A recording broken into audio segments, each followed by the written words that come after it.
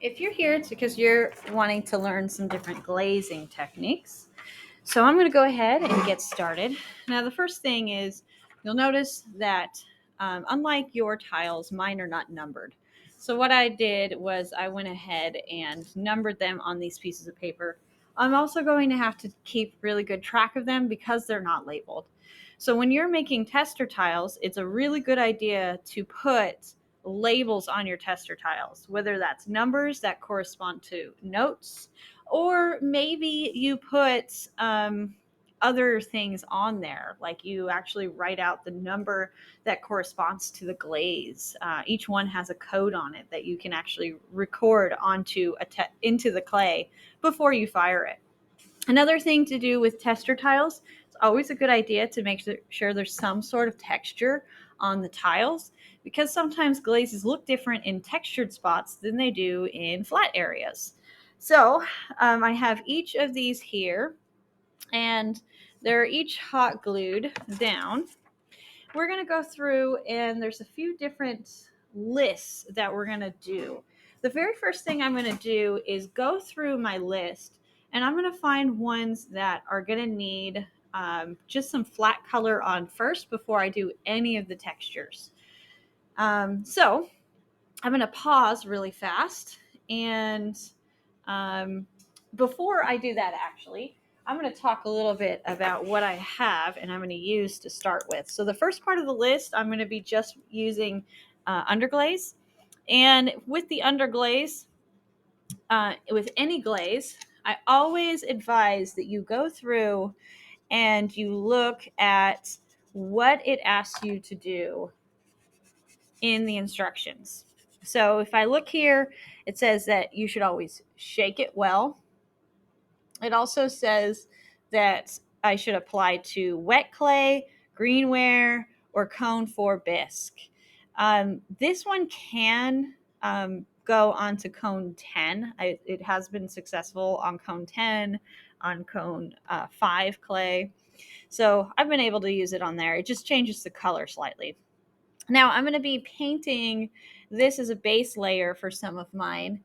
And it's saying here to use, how many layers does it say? It says 3 layers to coat for opacity. Opacity means you won't be able to see the clay through it. And then you do fewer if you're doing some sort of design, like if you're trying to get a watercolor texture. So you're going to see what that looks like. And I'm just going to first go through and apply the 3 coats to the ones that need a solid color to start. So I'll go ahead and do that now. See you in a minute.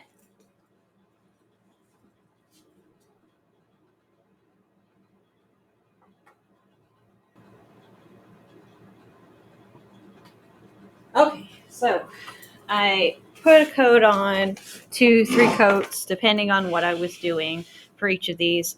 I also want to point out a few things. First off, always make sure that whatever you're painting is free of any dust. So if you didn't clean yours prior with some water prior to actually starting your paint, then you may have problems with your glaze actually sticking to your tile. Also, you'll see on my list for each of these, I made sure to notate what I was using. That's very important because you could do something really awesome with a glaze, and then 3 weeks from now, it gets put in the kiln and you totally forgot what you used.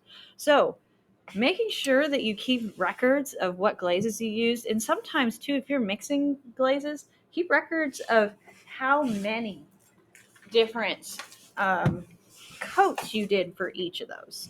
Now, another thing you'll see that you can see if you rewind, you can see at the beginning of the video that this didn't have very much glaze in it, and I was able to get 3 coats onto each of the ones that have the red.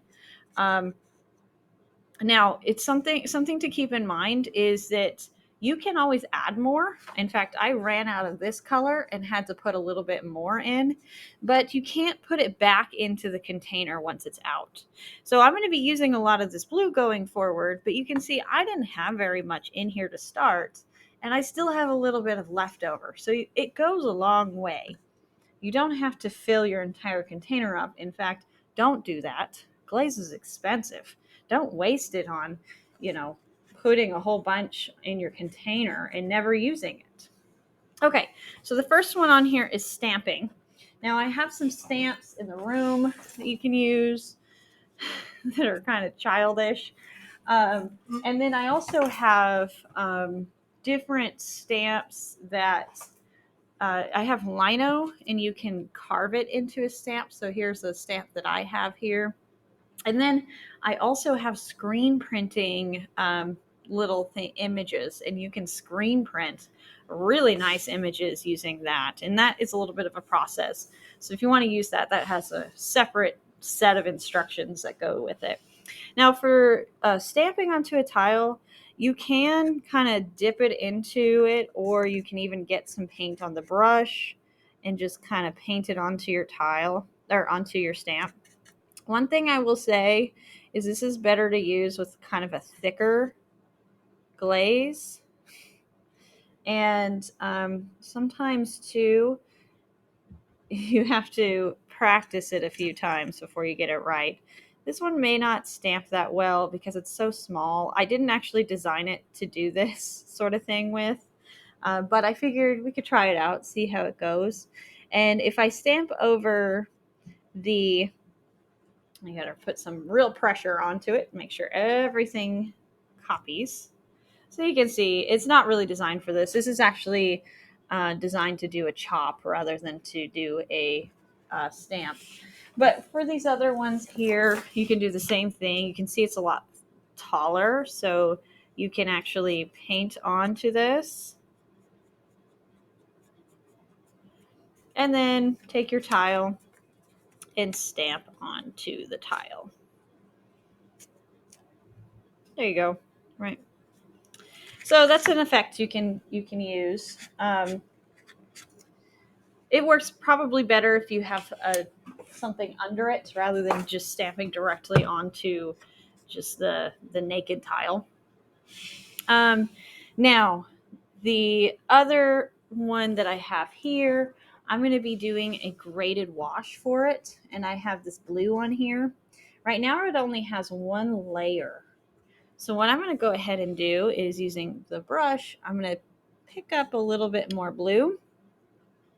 And I'm going to do another layer, but I'm not going to go all the way to the edges.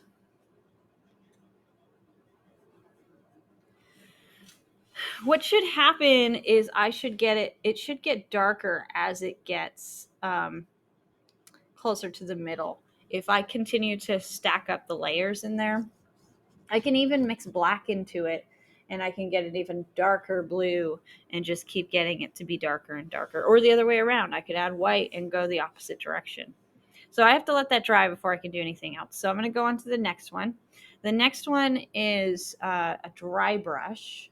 Yes. So what I'm going to do for a dry brush is I'm going to dip my brush in paint, and then I'm going to kind of wipe it off onto my paper towel really fast. I don't know if I can get you to see this. See that? So I wiped it off onto the paper towel, just like real gently. And then I'll take whatever's left over and just kind of scrape it over the surface. So that can create kind of a neat texture. Keep in mind that the amount of layers you do with this gives you a darker final product. So this is a very light layer of blue, and it's on one layer of red. So this is probably going to be very, very light, which subtlety can be really nice. Another thing you'll notice is that it doesn't cover everything inside that little butterfly stamp. So when I fire this, this will have, we will have some kind of subtle changes in there. But if you have like different bumps and grooves, this is kind of a cool technique because you can drag your brush across the top and it'll get all the raised surfaces, but the inside surfaces will stay dry. So number 4, this is a fun one. It's broken color. What I usually do is I start with one color and I just kind of dab it around. And you'll see that I'm doing this on a red tile. I like to see the red through a little bit. So I thought broken color would be a cool one for this one. Whenever I use a red tile, I try to choose clay or glazing techniques that will show off that red after it's been glaze fired. I don't know. I think it's kind of, when you lose that red, you kind of lose the appeal of the red clay. So I kind of play into the effect that the red has just on its own. And so you can see me dabbing some red in there now. And then I'll go ahead and go in with the darker blue. Now, remember, the more layers you put of each of these and the thicker the paint, the brighter or more vibrant the actual color is going to be. So this is something I can let sit and come back to. All right, blot lifting. So this one's kind of cool. You take a paper towel and then you take water, just plain water. And it's number 5, right? Yeah, just plain water. And you just kind of make a little puddle. Once your puddle is on there, I need to clean my water. Once your little puddle is on there, you can take paper towel and stick it on there. The more absorbent your paper towel is, the more detail you're going to get out of this. And then also remember, some of those things, you're not going to see some of those streaks until after it has been fired. Because remember, it'll pick up from the layers, and sometimes it's kind of hard to see what it did until after it's been glaze fired. We're going to cover each of the underglaze ones with clear coats.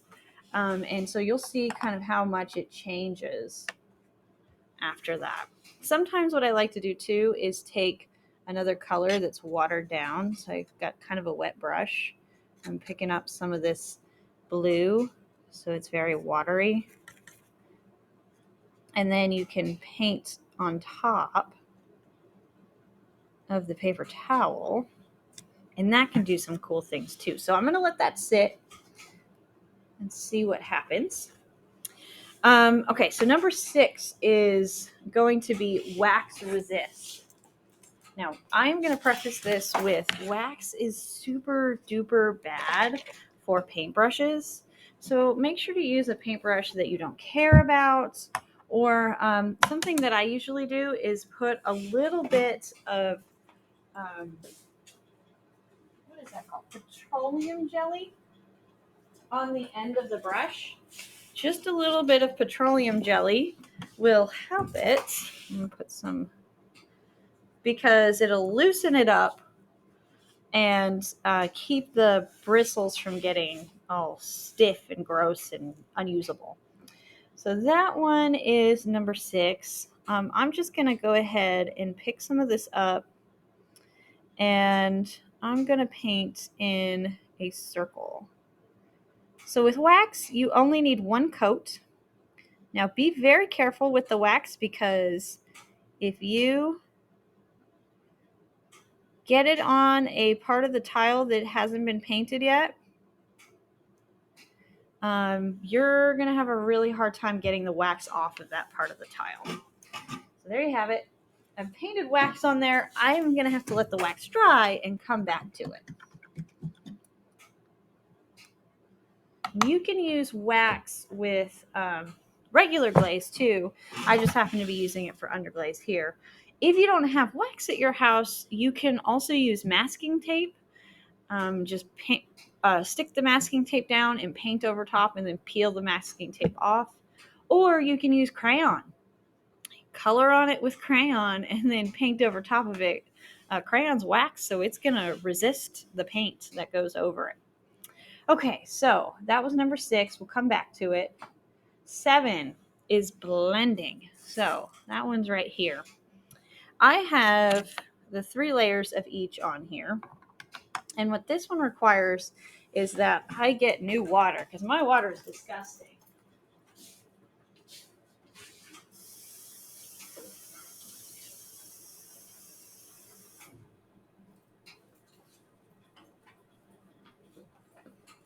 Okay, so now that I have new water, what I can do is take a brush. Now, this bristle brush is really not the best for this sort of thing. Using a Taklon is actually better because the Taklons tend to pick up more of the glaze, which is bad for if you're trying to do multiple layers and you want them to be nice and clean, but good if you're trying to do some sort of gradation. So what I'm doing here is working from the middle back and forth between the two. Remember, both of these already have 3 coats on them. So what should happen is I should get a gradation going each way. One thing that I like to do too is once I go through and kind of blend it either way, I like to go back in while it's still a little wet and paint over top the very edge, and you get an even smoother transition. You can even take more of the color. So the blue kind of overtook this red really quickly. If I wanted to, I could add just a little bit more red and kind of peel that over to the blue side. And like I said, a lot of this stuff, you're not really going to know how successful it was until it's fired. And part of the reason it's such a good idea to do tester tiles is because you can mess up all you want on the tester tiles. The real thing will look really great. So there's number 7, totally finished, and you can kind of see how that transitioned. Now, the next one on here is splattering. I painted a solid color on there.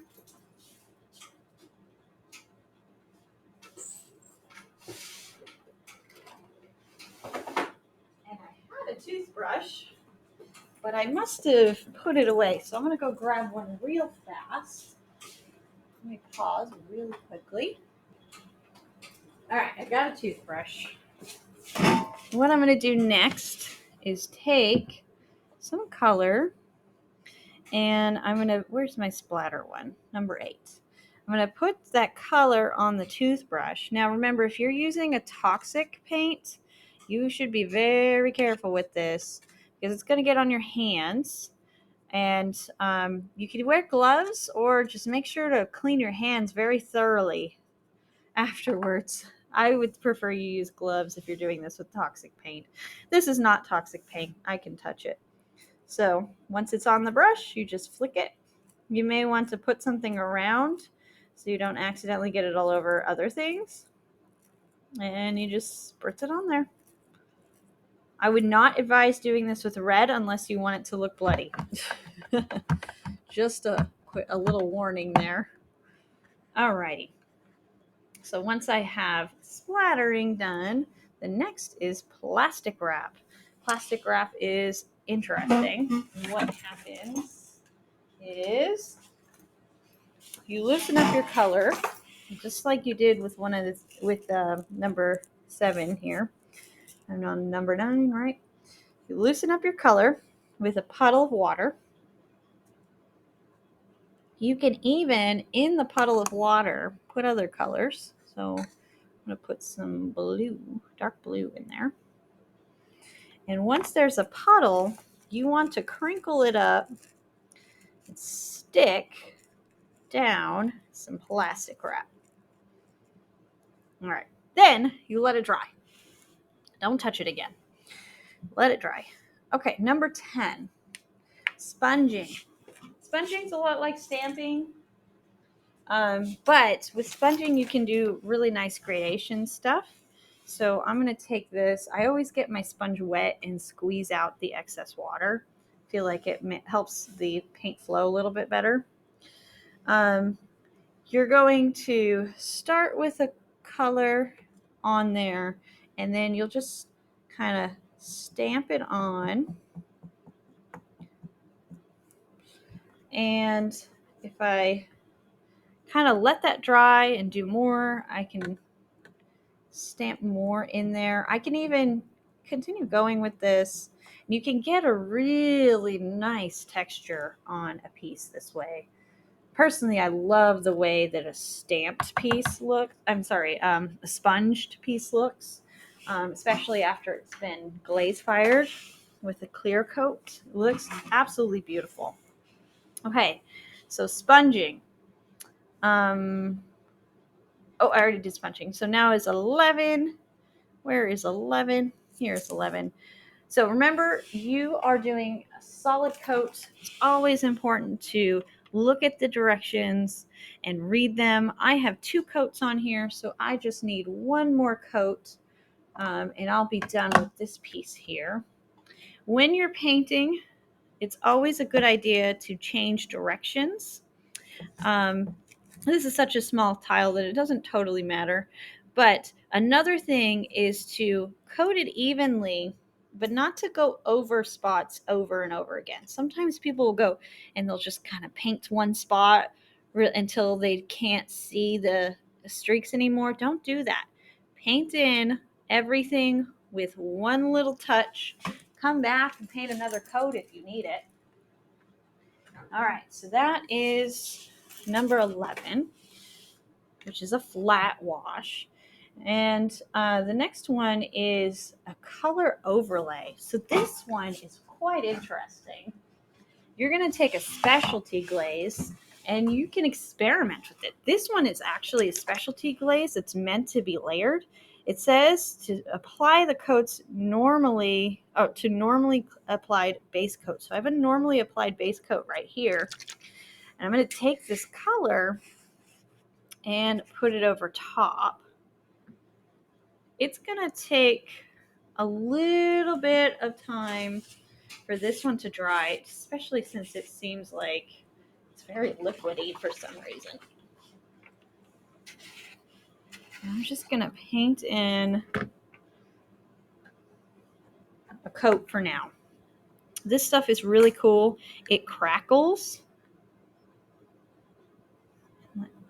You just kind of, this one's also a very important one to make sure that you don't overpaint, like go over top of it over and over again, because you'll lose the effect. I'm going to start to paint that one and just kind of let it sit till it's ready for a second coat. And then number 13, this is where I am actually doing another overlay. I already have aquamarine on here. I'm actually going to do 13 and 15 at the same time. So 13 ended up is white clay, and then 15 is red clay.